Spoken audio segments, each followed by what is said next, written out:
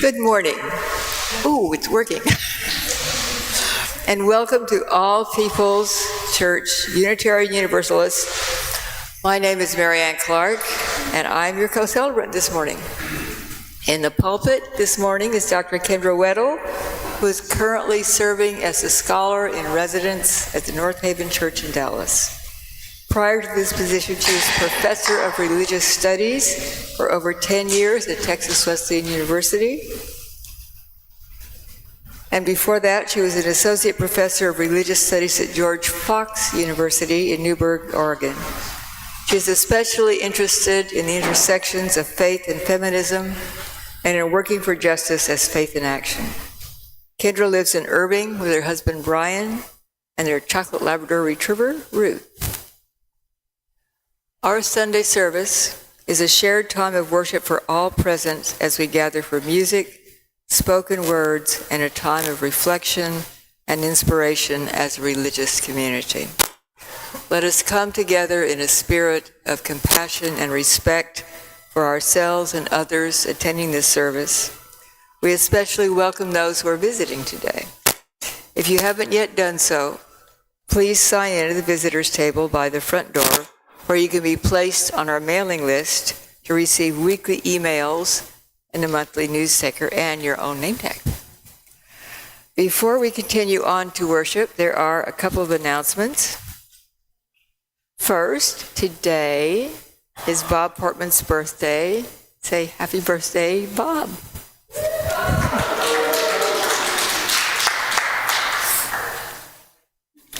This afternoon, directly after the service, there will be another religious exploration table talk in the Jaggers Parlor. Join DRE Sarah Beryl Harrop as we discern together what RE at All Peoples looks like. A light lunch is provided. And now please settle comfortably for our musical prelude.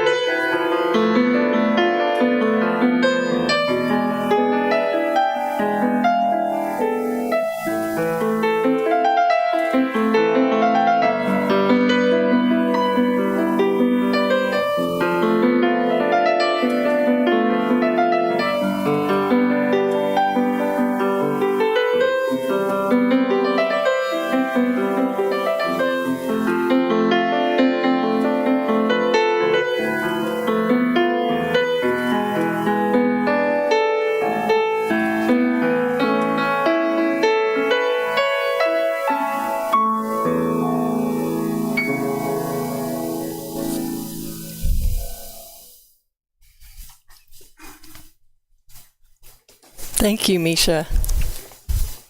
Our call to worship this morning comes from Reverend Amy Carroll Webb. We come into the presence of what we do know, perhaps the only thing we can ever know, that love is now and forever the only answer to everything.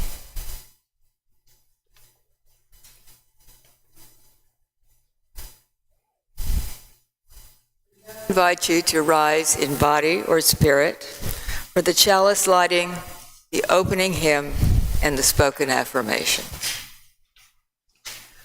Our chalice lighting words come to us from Maureen Killeran. In these hard times, let us look first to the response of love.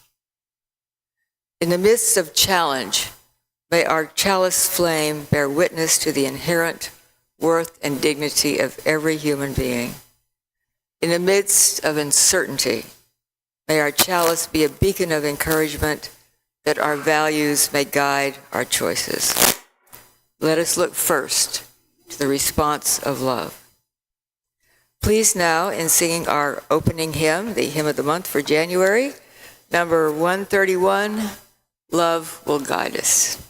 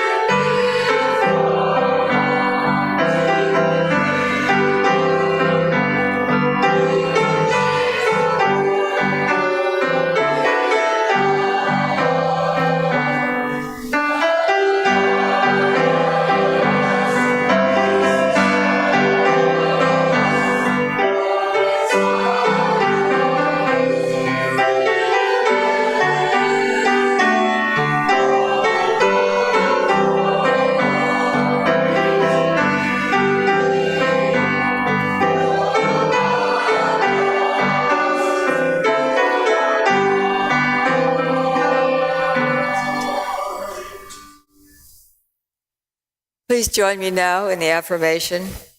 Love is the doctrine of this church. The quest for truth is our sacrament, and service is our prayer. To dwell together in peace, to seek knowledge in freedom, to serve others in community, to the end that all souls shall grow into harmony with creation.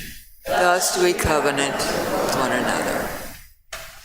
This is a time when we usually do the time for all ages, but just some ages are here today, so we are not going to come up and sit on the steps, but Kendra will just tell us a nice story.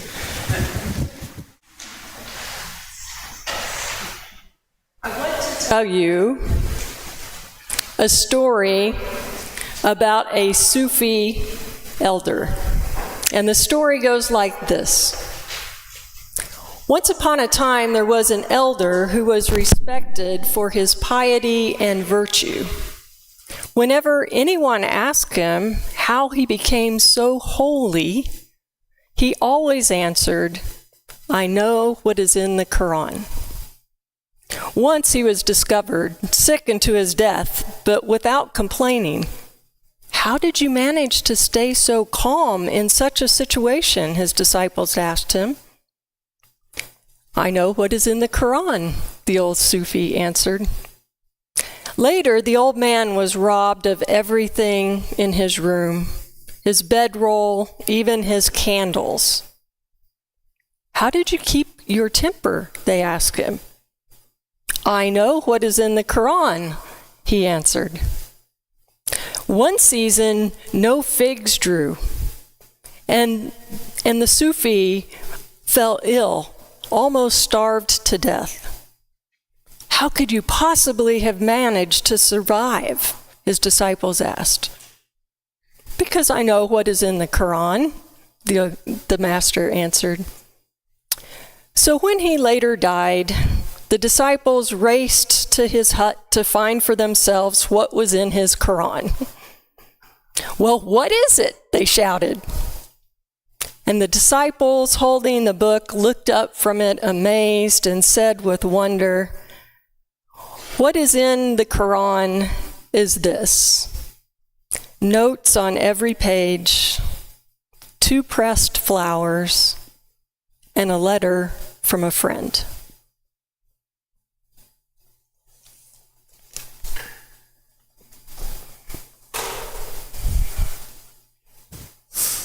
That is a lovely story.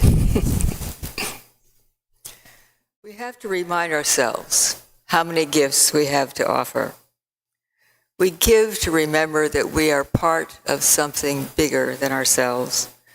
We give because we believe in music and its sacred space. We give with the faith that together we have enough. Each Sunday we take half of the non-dedicated offering that is received and share it with a local organization whose values and goals reflect our own. This quarter, we are supporting the Native Prairies Association of Texas, a nonprofit land trust dedicated to the conservation, restoration, and appreciation of native prairies, savannas, and other grasslands in Texas. The offering, which we take every Sunday, is an opportunity to dedicate ourselves to the journey we are making together with a vision of the world made whole. The Native Prairies Association of Texas fits right into this vision and will be our Share the Plate partner through the end of March. The gifts of the congregation will be most gratefully received. Will the ushers and the choir please come forward?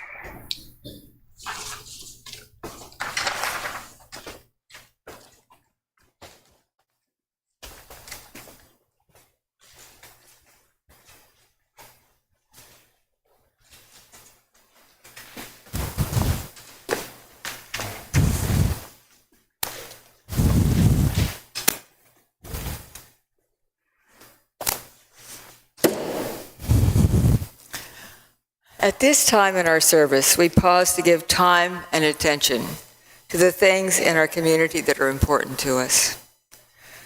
We gather here for healing and for peace in our hearts, and to acknowledge the shared stories and news from the congregation.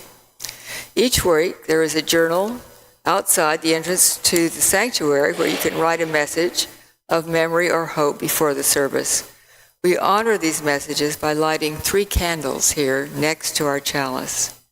Also, at any time during our service, you are welcome to come forward and light a candle in our meditation center here at the side of the chancel. Today, from our Book of Memory and Hope, we include congratulations to Highland Middle School for getting 2nd place in the one-act play competition. They performed a play called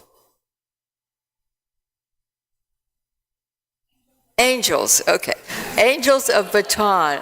I'm sorry, I read this twice already and I still couldn't get it. Angels of Baton, and it was fabulous.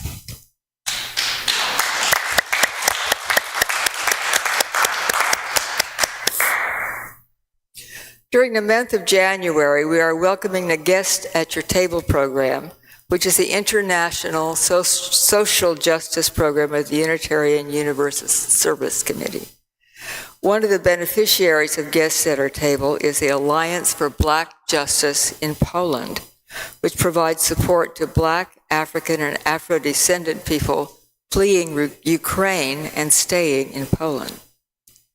We have a short video for you.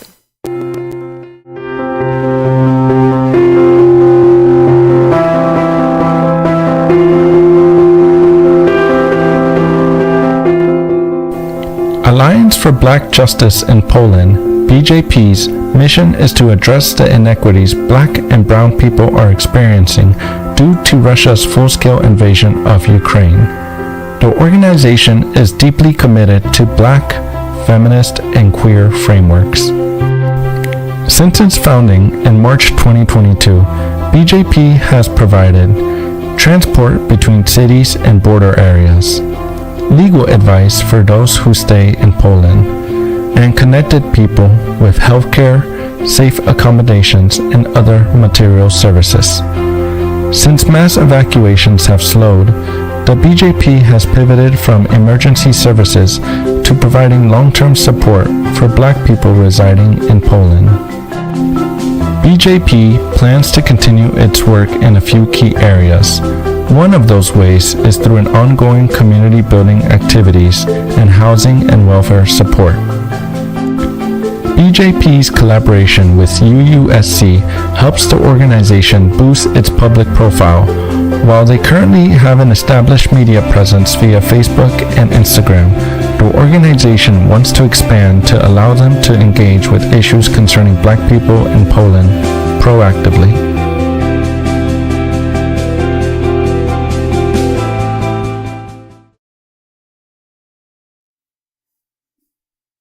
Thank you.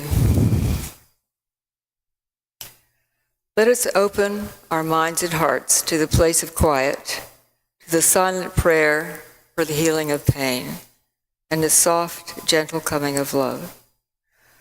Whether the coming days bring us joy or sorrow, may the deep peace and love of this community sustain us. We pause at this time to hold and honor the very personal joys and sorrows of the congregation. Please join us now for silent reflection and meditation, followed by a musical interlude.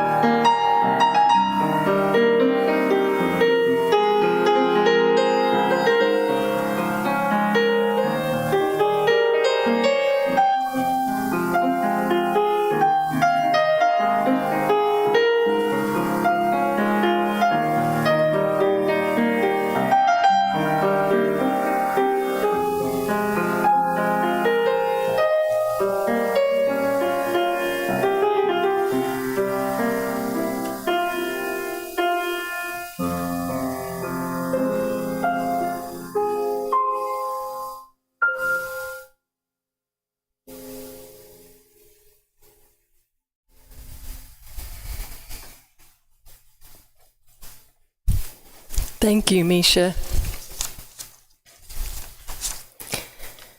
Y'all don't need a sermon. The choir already sang all we needed to hear. Amen. So I guess I'll just try to add a little frosting on the cake, but we've already heard what we needed to hear this morning. I have a confession. I enjoy watching college sports. And right now, I'm in the thick of picking which basketball games to watch. I'm dedicated to the Big 12 since I went to Baylor and my husband graduated from K-State. I also love to watch Iowa women's basketball because Caitlin Clark is having an amazing season, off the charts, her talent. Recently, Baylor showcased their new basketball arena, holding their first new games in this constructed place. And the announcers rattled off all the glories of the new arena, especially that it cost $212 million. They needed a new arena because their old one, the Farrell Center, had aged out at 35 years. So is there anything more evident that our priorities are completely out of whack than that? Well, yes, actually.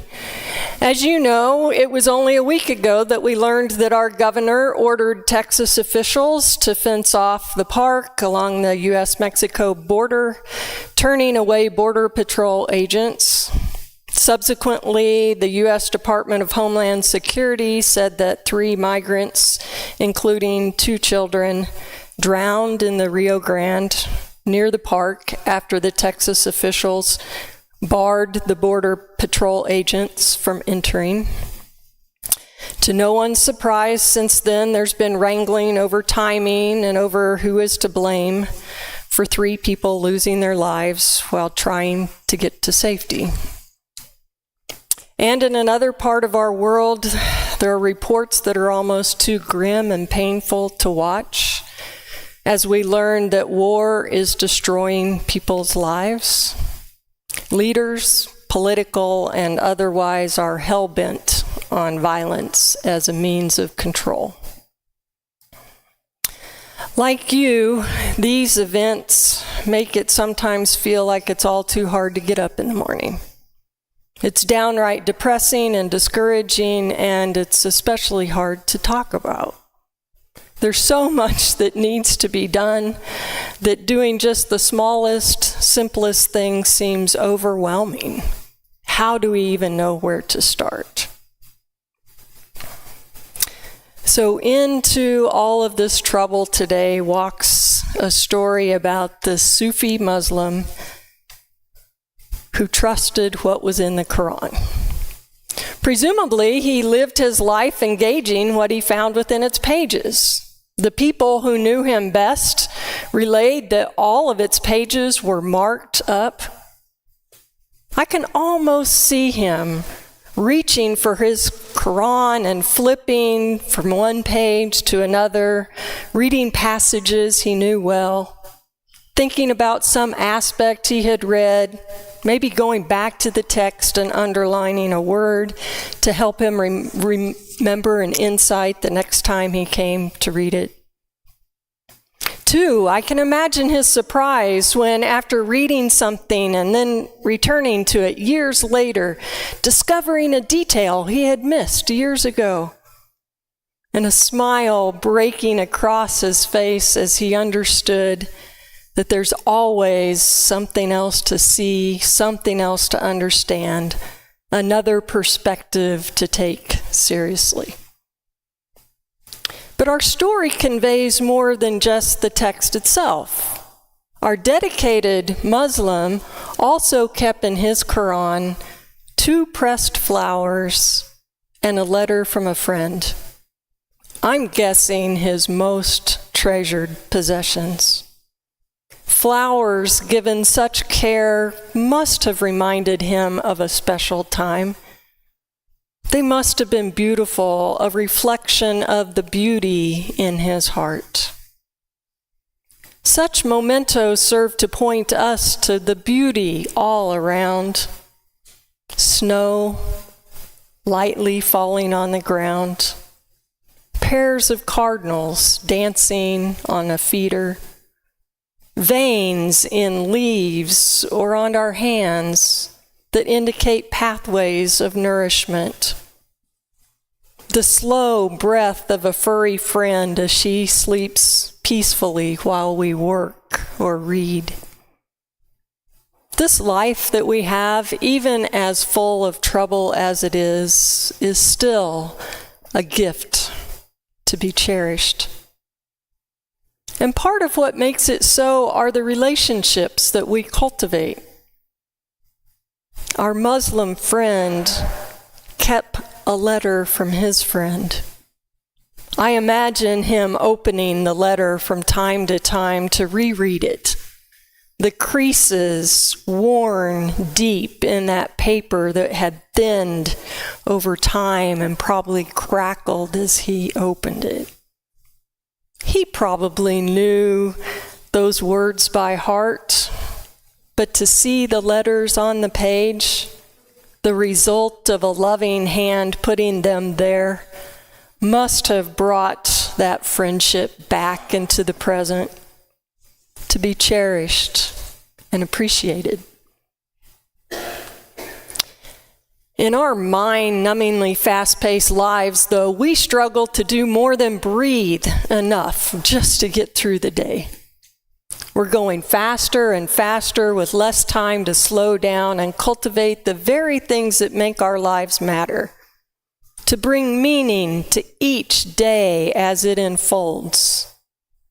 And in the midst of all of this, how are we to begin knowing how to respond to the aching world around us?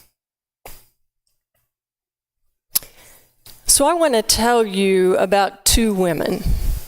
I listened in on their conversation this past week via Zoom. It was hosted by the Women's Leadership Series at the Interact Education Center. Now, Interact is dedicated to amplifying the peace builders and providing critical educational content that inspires, uplifts, and helps to build a better world. Kim Passi Yosef is an Israeli who is also the operations director of Meji Tours. And Layla Aukshek is a member of the Parents Circle Family Forum, a joint Israeli-Palestinian organization that was founded in 1995. Now, Layla is also a 46-year-old mother of 5 who lives in a small village in between Bethlehem and Jerusalem. She grew up in Jordan because her family was forced away from their home in Palestine in 1967. So as a Palestinian, she returned to Palestine in 1999 because she had heard so many wonderful stories from her father that she felt drawn to go back to where her family originated. And so it's at that point that she takes up her story and says that she was married, and with her husband, they were so excited to start their family so that they would have a family of their own. And she'd had their first child, a girl. And then about a year later, she had a second child, a son. But one night, Israeli soldiers broke into their village and used tear gas on the unsuspecting Palestinians there. And her young son, who was still an infant at the time, became ill due to the tear gas and needed to see a doctor right away. Despite the risk, Layla and her family left their home to try to get him to a doctor. Not once, not twice, but 3 times they were met with resistance by Israeli soldiers. Even when Layla begged them to take her and so then allow her son to be taken to the hospital by another family member, they wouldn't allow it. And it was all to no avail. Her son later died in her arms. She says she was filled with anger and with hatred, and of course with sadness.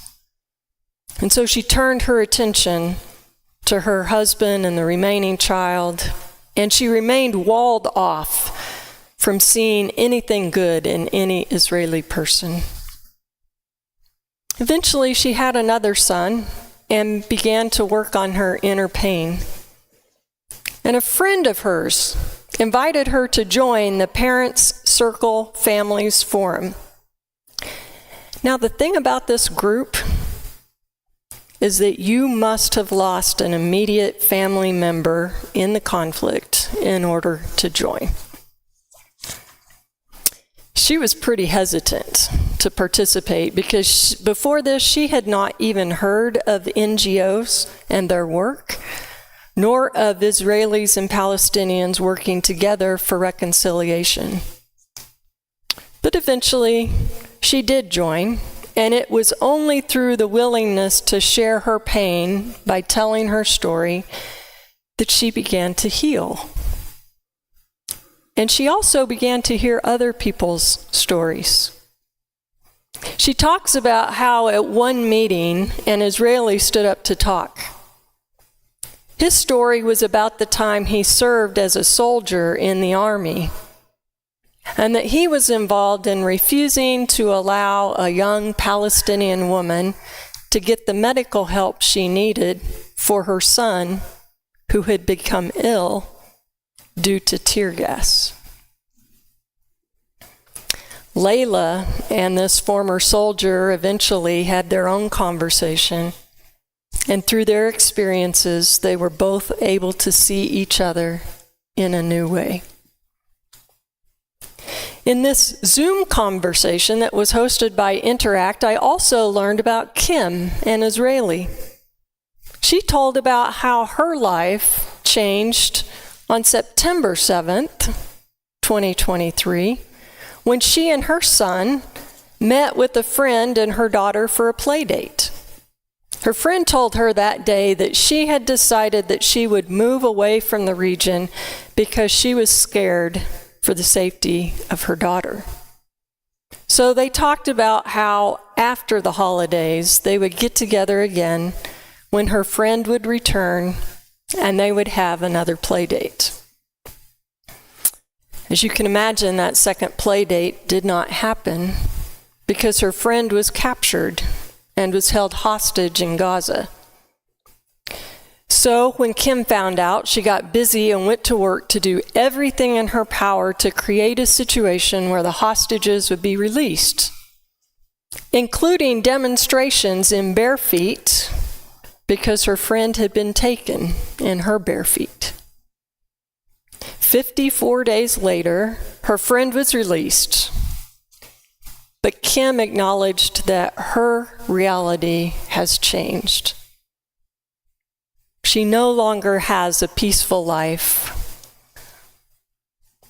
In this forum, in this conversation that involved Kim and Layla, Kim also shared about being a mother and how she never intended to bring her 5-year-old boy into an awareness of this violent conflict, especially at such an early age. But there was a day when he happened to see a wall and it was filled with pictures of people who were missing. And he asked his mother if there was someone there that she knew. And of course, her friend's picture was there. So she had a conversation with her son, and he subsequently became involved in the work that eventually led to the release of some of the hostages. Kim now says that she's ashamed by how Israelis have treated Palestinians, and yet by seeing the way her son has responded to this situation, she's now hopeful that the future will be different, a future built on relationships and working together. When they were asked toward the end of their conversation on Zoom what people can do to help them and to help the horrific situation in Gaza and the West Bank, Layla and Kim both responded the same way. Tell their stories. I think there's something holy or sacred that happens when we tell our stories. I think it must have something to do with this deep inner connection that when it's given air, it can be birthed between us. Maybe when someone tells their story and when we truly lean in and listen with a desire to understand, there's a mysterious alchemy that is at work that begins knitting our hearts together so that we can realize that we are more alike than we are different. If we ask people what image they most associate with love, I think we would no doubt be inundated by the heart shape, right? In recent years, photos with people shaping their hands into hearts have been ubiquitous. It seems we're all enamored by the heart. Even though we now know emotions do not reside in our actual hearts, we continue to subscribe to the heart's symbolic connotations with our feelings. Heart metaphors are everywhere in our language. To take heart is to have courage. To have a broken heart is to feel sad. To speak from the heart is to be honest and forthright and transparent. To say someone has a big heart is to speak of their generosity or their compassion. If someone takes something to heart, they will consider it, take it seriously. If we say our heart goes out to you, we mean we feel sympathetic. And of course, in the South, we also have this, well, bless your little heart. But that sentiment's a little different. Our story today tells of this man who once lost everything he owned, including his bedroll and his candles. And even in losing everything, he did not lash out or lose hope. He said, because he knew what was in the Quran. What if in our well-intended focus on trying to discover or uncover what our religious texts mean, we've missed something that's just as important? What if our scriptures, all of our stories of faith, were intended to invite us into experiences of deep connection? Could we learn that listening to others is also such an invitation? Not to more laws, not to more rules, religious or otherwise, but to life-changing experiences of being human, of seeking relationships, not for ourselves, but simply for the reality that this is what our hearts know. We don't even have to leave our communities or where we live or how we spend our time. I got to listen to this conversation that took place on the other side of the world from my office. All that is required of us is to listen. Invite people to share their story with you. You might discover that where their heart is, there yours is too. Amen. So let's sing together our closing hymn. And if you will stand in body and or spirit, it's number 95, There Is More Love Somewhere.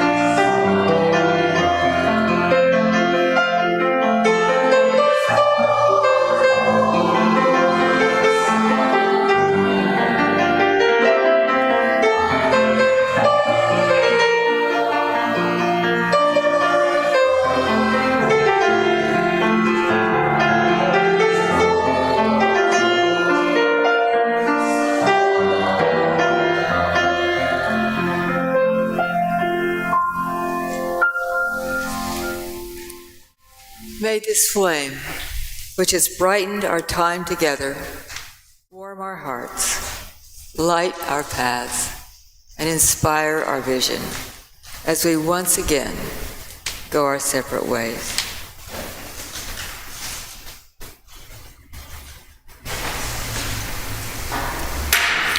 Our benediction, friend, is for me as much as for you. Let's try to go forth this week and listen to at least one person's story and cultivate love. Amen.